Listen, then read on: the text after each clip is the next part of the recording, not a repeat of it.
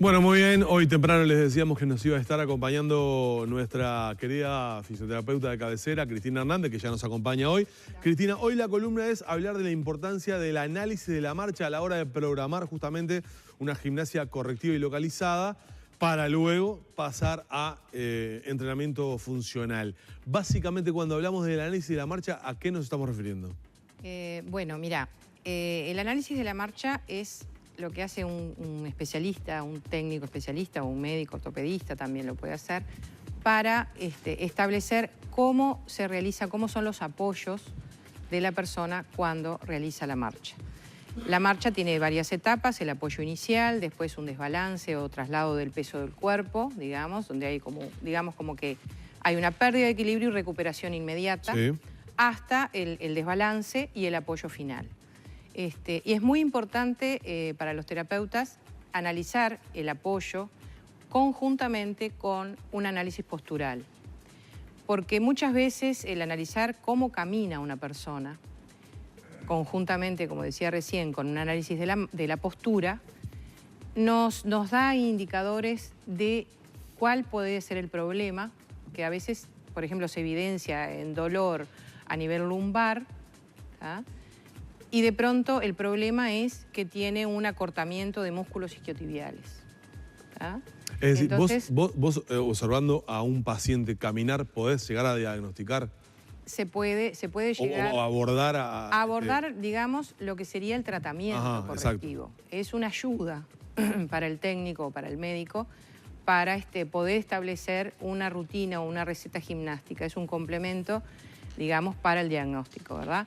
Obviamente que hay muchas patologías a nivel neurológico, a nivel muscular, a nivel articular, que pueden evidenciar un trastorno de la marcha, como una artrosis, como una consecuencia de una lesión traumática, como una fractura, por ejemplo, como puede ser también después de una intervención de prótesis de cadera. O sea, todo ese tipo de cosas también pueden, pero estamos hablando de una persona que no tiene ninguna patología especial, pero de pronto se aqueja determinado dolor en la columna, en la espalda o el cuello inclusive, ¿tá?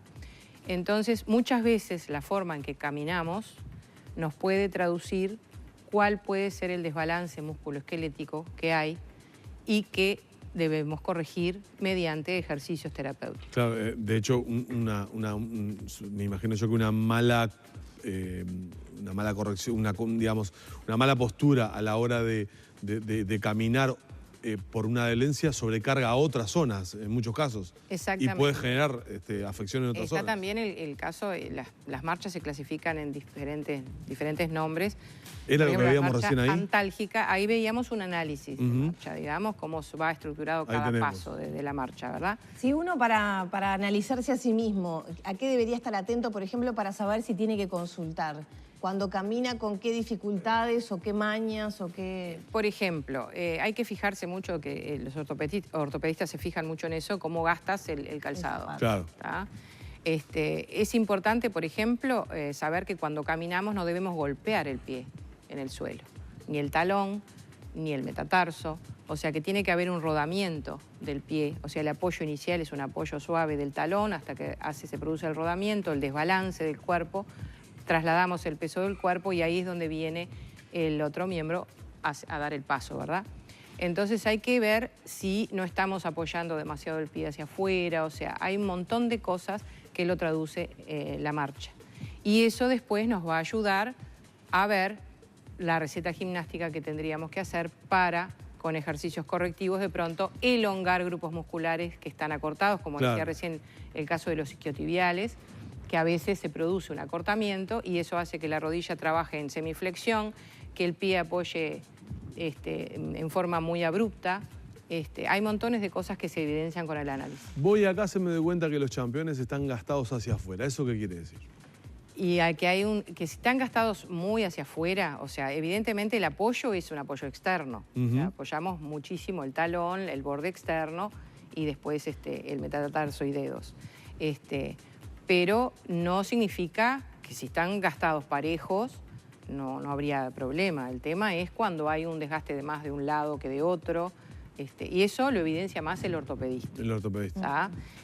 Nosotros nos fijamos mucho en donde puede haber acortamientos musculares, dolor lumbar, cuando no hay, evidentemente, con las imágenes que ha mandado el médico, no es evidencia de pronto ningún problema en las vértebras, pero sí hay un dolor lumbar persistente, sobre todo en la musculatura.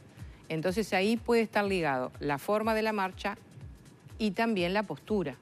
Como hablábamos, la alineación postural es fundamental para una buena sinergia musculoesquelética a la hora de movernos, ¿verdad? ¿Y qué pasa si hacemos un entrenamiento sin tener en cuenta estas cosas? ¿Puede llegar a agudizar alguna de las afecciones que tenga la persona? Claro, por eso yo hoy me interesaba hacer la parte de que la gente entendiera que hay problemas. Cuando hay problemas de debilidades musculares o acortamientos musculares, lo importante es analizar qué músculo está acortado para después entonces hacer un ejercicio más bien localizado, ya sea de elongación o de fortalecimiento, para después pasar a un entrenamiento, por ejemplo, salir a caminar. Hay personas que las mandan a salir a caminar, pero tienen una hiperlordosis, un dolor lumbar persistente, dolor en las rodillas. O sea, para poder salir a caminar, primero tengo que tonificar los cuádriceps, los músculos de los muslos, tengo que flexibilizar los músculos de la zona lumbar y de toda la columna. O sea, hay que hacer una movilización y tonificación previa para después poder caminar un poco mejor, porque a veces si tengo un dolor lumbar muy persistente, porque tengo una hiperlordosis que no se me ha descubierto, tengo, por ejemplo, debilidad de los músculos abdominales y sigo caminando, ese dolor lumbar puede persistir e inclusive agudizarse. ¿En cuánto tiempo uno puede como ponerse a punto para, por ejemplo, poder empezar a salir a caminar? Obviamente depende del caso. Claro, depende del caso, depende de la gravedad de la situación, pero ahí, por ejemplo, en un mes se puede producir o hacer simultáneamente, hacer ejercicios de tonificación en casa, que son muy simples. Ahí, por ejemplo, estamos viendo grupos de personas mayores haciendo ejercicio donde hay flexibilidad del tronco, donde se produce una elongación de los músculos, en este caso los músculos paravertebrales lumbares, hay trabajo de músculos de la espalda. Entonces, movilizando acá, por ejemplo, la movilidad de la rodilla y la tonificación del cuádriceps con un ejercicio muy sencillo, ¿tá? Abductores, abductores, la flexoextensión del pie, que es muy importante a la hora de salir a caminar, porque tenemos que evitar el golpear el pie, hay que hacer el rodamiento, entonces para eso hay que tonificar gemelos, peroneos, o sea, los músculos de la pantorrilla, tanto anteriores como posteriores. Acá ejercicios para la cadera, o sea, hay que primero movilizar un poco el cuerpo para entonces, porque si no, si tenemos una mala postura o una afección o un dolor persistente y lo salimos, digamos, es como decía una paciente, yo salgo a entrenar mi dolor, porque ella salía a caminar, pero seguía con el dolor lumbar. Claro, termina siendo hasta perjudicial. Claro, entonces es importante focalizar el problema, tratar de aliviarlo con ejercicios localizados, revertir un poco ese problema, tonificando abdominales, que no necesariamente tienen que ser sobre una colchoneta, se puede hacer en una silla, de muchas maneras se puede localizar los abdominales. Movilidad de la musculatura paravertebral es importantísima, sobre todo en adultos mayores, sobre todo en las personas que pasan mucho tiempo sentadas. Las personas que pasan mucho tiempo sentadas, por ejemplo, la tonificación de los cuádriceps y la elongación de los músculos posteriores de rodilla, los isquiotibiales, que pasan permanentemente en flexión. Entonces, esos músculos van a estar acortados. Entonces, hay que tratar de provocar una elongación y de pronto hacer un tiempo, un mes de ejercicios localizados y después coordinar las dos cosas, la salida a caminar con los cuidados posturales, por ejemplo, hacer una retroversión de pelvis mientras voy caminando, tratar de no hundir la zona lumbar cuando voy caminando, enderezar mis hombros sin llevarlos para atrás, o sea, buscar la verticalidad de la columna, hacer el rodamiento del pie. Es todo un aprendizaje, se va haciendo de a poquito hasta que la persona logra conocerse a sí misma posturalmente y puede de esa manera volver a entrenar, pero con una mejor postura y entrenar nuevamente esa marcha, ¿verdad? Claro, eso que decís es importante porque, o sea, he sabido que es recomendable hacer caminatas, pero una caminata hecha en malas condiciones o con posturas no adecuadas puede terminar siendo hasta perjudicial para esa persona que sale. Las caminatas son fundamentales desde todo punto de vista, para la oxigenación, para el aparato cardiovascular, cardiorrespiratorio, o sea, todo. Mejora muchísimo la circulación, pero el problema está cuando se produce la caminata con un dolor persistente lumbar. Yo no puedo estar mucho rato parado. Yo no puedo caminar mucho porque me empieza a doler la cintura. Entonces, ahí es cuando la gente resiente de las caminatas.